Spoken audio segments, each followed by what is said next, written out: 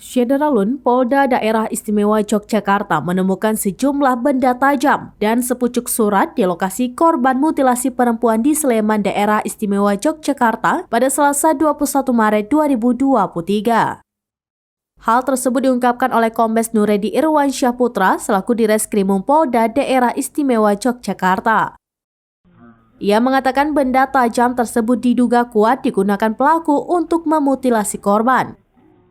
Meski mengantongi sejumlah bukti, namun pihak kepolisian belum menyimpulkan apakah pembunuhan ini masuk dalam kategori pembunuhan berencana atau tidak. Selain itu, pihak kepolisian juga menemukan sepucuk surat. Surat tersebut bertuliskan rasa penyesalan dari pelaku serta adanya tekanan utang.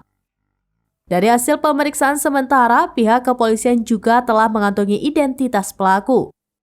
Saat ini pihaknya telah melakukan pengejaran pelaku yang diduga kabur keluar daerah istimewa Yogyakarta.